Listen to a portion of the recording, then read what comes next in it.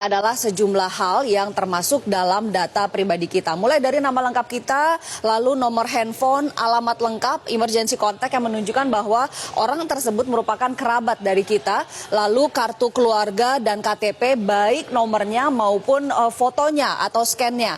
Nama ibu kandung ini biasa digunakan untuk keperluan perbankan, lalu foto selfie karena bisa digunakan untuk otorisasi, apalagi foto selfie sambil memegang identitas lain seperti KTP atau KK.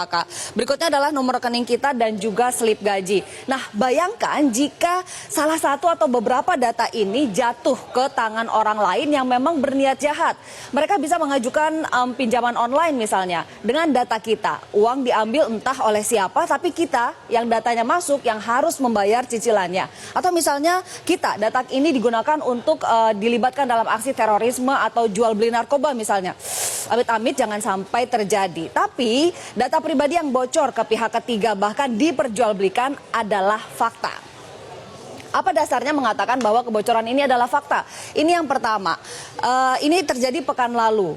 Banyak pelanggaran data pribadi, Google akan didenda 153 miliar rupiah. Alphabet Incorporated, perusahaan yang menaungi Google, harus membayar denda 11 juta dolar Amerika Serikat atau sekitar 153 miliar rupiah. Ini merupakan akumulasi dari 227 kasus pelanggaran data. Lalu masih dari artikel yang sama, saya mengambil dari cnnindonesia.com, disebutkan bahwa Google juga dituntut untuk kasus Y-Spy, yaitu mengambil data Wi-Fi rumah yang tidak dienkripsi berupa data-data pribadi si penghuni rumah. Caranya adalah dengan lewat mobil yang digunakan untuk proyek pemetaan Google Street View.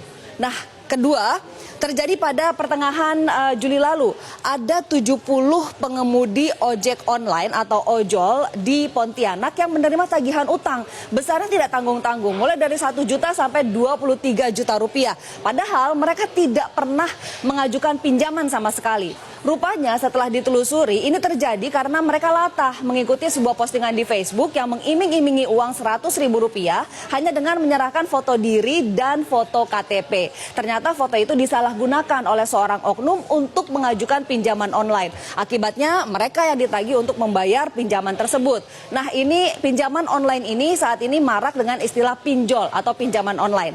Nah, ketiga juga faktanya adalah ada pegiat keamanan siber yang dengan mudah membongkar aplikasi pinjol atau pinjaman online yang ternyata tidak menjaga kerahasiaan data pribadi penggunanya, sehingga pihak ketiga dengan mudah bisa melihat basis data pengguna aplikasi pinjaman online tersebut. Dan keempat tadi yang sudah disebutkan oleh Sumiang bahwa ada sebuah kelompok di Facebook namanya adalah Dream Market Official, tapi kemudian sudah berganti nama menjadi Jual Beli All Game dan sekarang diduga sudah berganti nama lagi. Ini adanya di Facebook dengan anggota lebih dari 71.000 orang. Isinya dari grup ini adalah kebanyakan jual beli data. Nah, sejumlah pengamat keamanan siber sudah membenarkan bahwa grup ini ada dan sudah dilaporkan ke Facebook dan juga Polri untuk ditindaklanjuti. Kok bisa sih data pribadi kita bocor?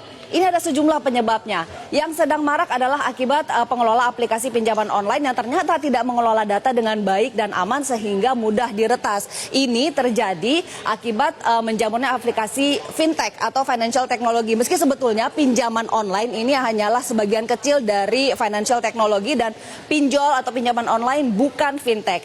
Fintech menjamur, pinjol menjamur, tapi ternyata pengelola menggunakan aplikasi template, tidak membangun aplikasi sendiri. Sehingga kalau satu bisa diretas, maka yang lainnya tinggal menunggu waktu saja. Yang kedua penyebabnya adalah karena kecerobohan kita sendiri mengakses email, file, foto, dokumen yang tidak jelas secara sembarangan. Akibatnya data kita bisa ditambang di sana. Yang ketiga adalah dari penelitian Kaspersky yang menyebutkan bahwa penyebab lainnya ada di perusahaan, yaitu ada kecerobohan menyimpan data pribadi karyawan. Seperti misalnya ada keterangan pribadi, ada rincian pembayaran, gaji, bonus, tunjangan, dan lainnya, juga termasuk kode otorisasi di tempat-tempat yang sulit dikendalikan. Seperti misalnya di cloud, di folder bersama, atau pada saat transfer file. Ini merupakan tempat-tempat atau saat-saat yang rawan data itu bisa diambil atau diretas. Nah, penyebab lainnya ada juga oknum dalam perusahaan yang memang sengaja mengumpulkan data dan menjualnya. Seperti misalnya oknum di perbankan, bahkan di tempat karaoke, karena ada data kita di sana. Oknum pengiriman barang di perusahaan pengiriman barang, e-commerce, bahkan operator telepon. Termasuk hati-hati kupon-kupon bekas undian di mana terdapat data pribadi Anda, itu juga bisa diperjualbelikan. Lalu apa sih yang bisa kita lakukan untuk melindungi data pribadi kita? Ombudsman Republik Indonesia sudah memperingatkan agar kita berhati-hati memberikan data pribadi kepada perusahaan yang mewajibkan mengisi data dengan super lengkap. Kita harus kritis untuk melihat seberapa perlu kita memberikan data tersebut. Jangan memberikan data berlebih yang ternyata tidak relevan dengan jasa yang diberikan. Ini kita harus hati-hati memberikan data pribadi. Nah, ini juga berlaku untuk setiap aplikasi yang kita unduh di ponsel. Kritislah dengan permintaan akses ponsel kita. Misalnya aplikasi musik, tapi ingin dapat akses untuk ke kontak, bahkan ke file telepon, ke file foto, file video kita, itu kan tidak ada hubungannya. Nah, jika memang aplikasi tersebut meminta akses terlalu banyak, tinggalkan saja, jangan diunduh. Berikutnya, kita harus bersih-bersih digital secara reguler. Menghapus item-item yang sudah tidak digunakan lagi dari inbox email, juga file-file yang usang harus kita hapus dari perangkat keras kita. Dan kita juga harus melakukan pemeriksaan dan pengaturan keamanan email dan juga akun-akun medsos kita, Facebook, Twitter, Instagram, semua. Secara reguler, kita gunakan password yang rumit dan ganti secara berkala. Jangan sembarangan login ke situs-situs yang tidak jelas seperti misalnya situs kencan online dengan menggunakan alamat email yang terhubung dengan layanan perbankan. Ini sangat berbahaya. Dan yang ketiga adalah sebisa mungkin jangan unggah, scan, atau foto online. Foto selfie kita sekali lagi bisa digunakan untuk memberikan otorisasi. Apalagi foto selfie sambil memegang identitas lain seperti KTP. Demikian juga dengan kartu identitas, KTP, KK, dokumen penagihan, termasuk tiket perjalanan, jangan pernah diunggah ke online. Keren sih mengunggah tiket perjalanan ke sosial media, apalagi tiket ke luar negeri. Tapi hati-hati, ini juga berarti mengumumkan kepada media Anda tidak berada di rumah dan bisa menjadi undangan bagi pihak yang berniat jahat untuk datang ke rumah Anda saat Anda tidak ada di rumah. Yang kedua, yang berikutnya adalah perusahaan perlu menumbuhkan budaya peduli bisnis dan keamanan. Perlu ada edukasi bagaimana peran karyawan dan juga langkah-langkah yang perlu diambil untuk menjaga keamanan data perusahaan. Sehingga sumber kebocoran, jika memang berasal dari perusahaan, itu sudah ditutup sumbernya. Berikutnya adalah negara harus hadir. Setidaknya ada 30 loh undang-undang yang menyinggung data pribadi. Pastinya tentu saja undang-undang perbankan, ada juga undang-undang ITE, ada undang-undang administrasi kependudukan dan pencatatan sipil, undang-undang telekomunikasi, keterbukaan informasi publik, dan sebagainya. Total ada sekitar 30.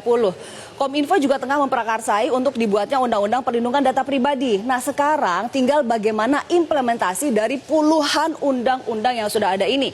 Adakah aturan turunannya yang bisa menjadi petunjuk teknis atau juknis dan juga juklak aparat di lapangan? Ada enggak? Yang kedua, apakah aturan-aturan ini update dengan perkembangan teknologi saat ini? Lalu bagaimana dengan pinjaman online? Jika kita betul-betul membutuhkan, apa yang harus diperhatikan? Yang pertama, jika memang ingin menggunakan jasa pinjaman online, pastikan bahwa pinjaman online tersebut terdaftar di OJK. Karena tidak semua aplikasi pinjaman online terdaftar dan berada dalam pengawasan OJK. Jika Anda menemukan ada pinjaman online ilegal, Anda harus proaktif dan melaporkannya ke pihak keamanan dan juga OJK. Berikutnya, harus teliti dengan syarat dan ketentuan yang ada dalam aplikasi. Biasanya memang lazim ditemui bahwa syarat dan ketentuan ini ditulis dengan font yang kecil dan kontennya banyak sekali. Dalam satu lembar itu banyak sekali yang harus dibaca. Tapi demi keamanan dan perlindungan diri, kita harus teliti membacanya. Tidak sedikit aplikasi yang bahkan mengiming-imingi bonus atau tambahan limit jika pengguna memberi akses ke berbagai data dan berbagai aplikasi yang ada di ponsel. Tujuannya apalagi kalau bukan menambang data pribadi kita dan yang ada di kontak kita.